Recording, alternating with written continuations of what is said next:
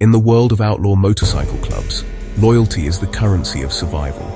It's the invisible thread that binds men together, a code etched not in law books, but on leather and skin. For decades, the Nomads Motorcycle Club rode the highways of Australia as a brotherhood defined by this code. They were a force built on the principles of respect, rebellion, and unwavering allegiance. But threads can be cut, codes can be broken, and when they are, the fallout is catastrophic.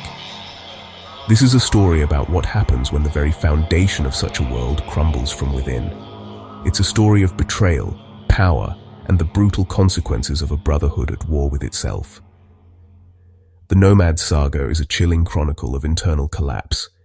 It's a story where the greatest threat wasn't a rival club or the relentless pressure of law enforcement, but the enemy within their own ranks. They turned on each other with the same ferocity they once reserved for outsiders. They shot their own. This wasn't just a breakdown of discipline, it was the beginning of the end, a violent schism that sent shockwaves through the Australian underworld. The club that had once stood shoulder to shoulder found itself staring down the barrel of a gun held by a brother. And then came the ultimate act of treachery. One member, once sworn to secrecy and loyalty, turned informant. He didn't just give up a few names or locations. He handed the entire club structure to the police on a silver platter. Years of secrets, hierarchies, and hidden dealings were laid bare, providing law enforcement with the blueprint they needed to dismantle the organization from the inside out. The code of silence was shattered, replaced by the hum of a police recorder. The decay reached the very top. In a grim final chapter for one of the club's most revered figures, their founder Scott Orrock was found dead. The discovery wasn't made in a back alley shootout or a high-speed chase, but inside his own Harley-Davidson dealership, the heart of the lifestyle he had built his empire upon. The circumstances were shrouded in mystery, a somber and solitary end for the man who started it all. But the betrayals weren't over. In the world of 1%ers, there is no greater insult than patching over, abandoning your club's colors for a rival's.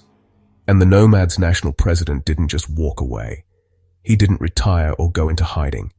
In an unprecedented move that signaled the club's complete implosion, he patched over to their most bitter rivals, the Hells Angels. It was the final nail in the coffin, a symbolic surrender that marked the dramatic fall of a once dominant force. This is the story of the Nomads MC, a brotherhood forged in rebellion and ultimately destroyed by it. The retaliation was swift and unequivocal. Within 24 hours of the public defiance, Sam Ibrahim's car was a twisted, burning wreck. The message was clear: disrespect would be met with fire. But this was no longer a contained dispute between rivals. It was the spark that ignited a firestorm, pulling the entire city into the shadow of an escalating war. The act of arson wasn't just a crime, it was a declaration. The unwritten rules of the underworld were being rewritten in real time, with gasoline and a match. The conflict was now spilling out from the confines of clubhouses and back alleys, becoming a public spectacle of violence that law enforcement could no longer ignore. Soon, gunmen hit clubhouses across Sydney. The attacks grew bolder, more frequent. What began as targeted assaults on rival gang infrastructure quickly morphed into indiscriminate violence. Shots were fired into tattoo parlors, businesses, and even family homes associated with members. Each attack prompted a more severe reprisal. The cycle of violence was spinning out of control, and the body count was rising. The public, caught in the crossfire, grew increasingly fearful. The nightly news became a grim tally of bombings and shootings. In response, police launched a series of sweeping raids. Under the blanket of pre-dawn darkness, tactical units descended on properties across the state. Doors were smashed and high-ranking members from all sides were arrested. But these were temporary measures. The raids netted weapons and drugs, but they failed to break the gang's operational command. For every member arrested, another stepped up to take their place. The hydra-headed nature of these organizations meant that cutting off one head only caused two more to grow. The conventional methods of policing were proving ineffective against a deeply entrenched and highly motivated enemy. The government and New South Wales police faced immense pressure.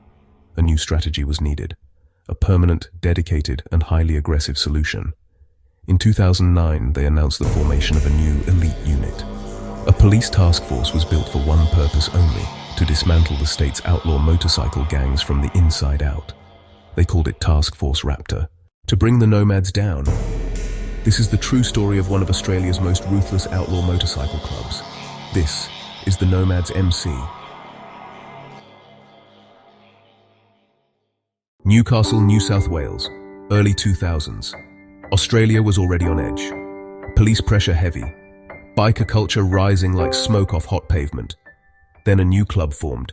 In the sprawling, sun-scorched landscape of 1980s Australia, the motorcycle club scene was a rigid world, governed by ironclad rules and territorial lines drawn in blood and oil. To exist, you had to belong. You needed a charter, a mother club, a blessing from the established powers that controlled the highways and the back streets. But from this hardened earth, a new breed of rider was about to emerge. One that saw the system not as a structure for survival, but as a cage. They envisioned a different path, carved out by their own tires on their own terms.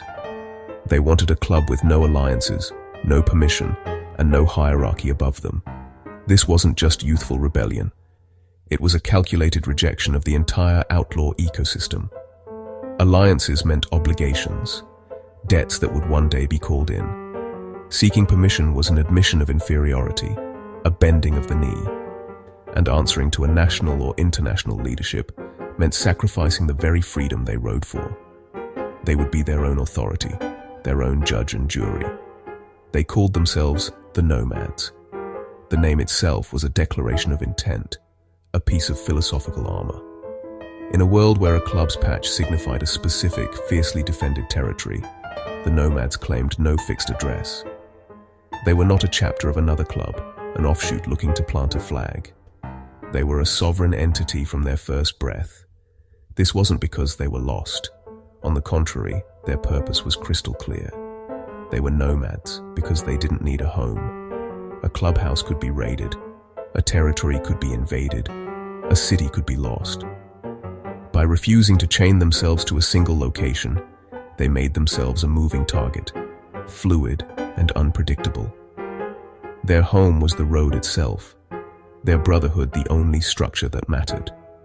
This philosophy was radical and dangerous.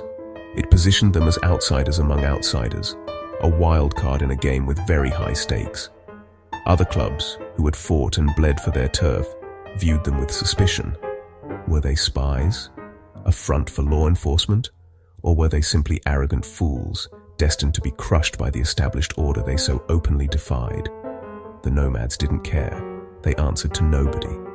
Their loyalty was only to the patch on their own back and the man riding beside them. This was the foundation, a club built not on land but on an idea that would soon be tested in fire. Their message was simple. We don't stay in one place. We don't follow your rules. And if we show up in your city, we're not asking permission. Quiet, calculated. But when they moved, the city felt it. The Nomads patch became unmistakable, black and white.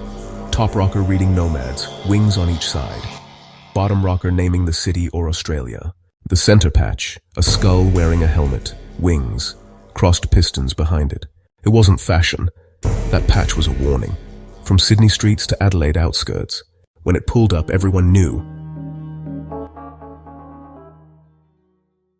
September 12th, 2004. 3 senior Nomads arrived at the Newcastle clubhouse. Sam Abraham, Parramatta President Scott Iraq Rock, National President Paul James Griffin, senior member. What followed wasn't a meeting, it was an ambush. Inside, Nomads turned on Nomads. 2 members shot in the legs, one beaten and stripped of his colors. No rivals, no outsiders. This was internal discipline, gone violent. May 2006. A former Nomad walked into a police station. He talked. Names, details, who was there, who pulled the trigger.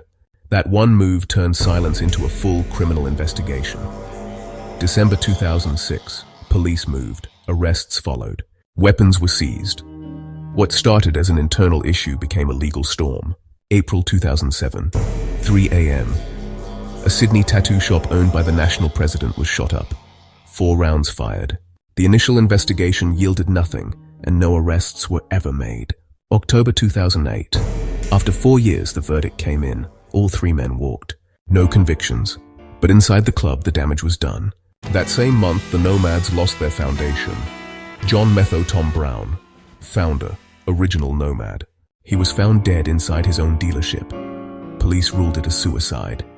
Pressure had stacked too high. And with him gone, an era ended. If you're into real outlaw history and MC culture, hit like, subscribe, and drop your city in the comments. February 27th, 2009. Gunmen stormed a Nomads clubhouse. 14 inside, 3 shot. Sydney was on edge. This wasn't isolated violence. It was war. December 2009. The national president walked and patched over to the Hells Angels. Within 24 hours, his car was torched. The streets understood the message. Lines were drawn. The government responded with one word: Raptor, a unit designed to dismantle outlaw clubs. Raids, arrests, seizures. Their response was swift and absolute. There would be no negotiations. By 2015, new laws changed everything. Just standing together could get you arrested. Clubhouses shut down. Leadership dismantled. The Nomads were weakened, but not erased. They never wanted fame. They never chased numbers. They built their name through silence, fear, and consequences. And in the outlaw world, only the ruthless survive.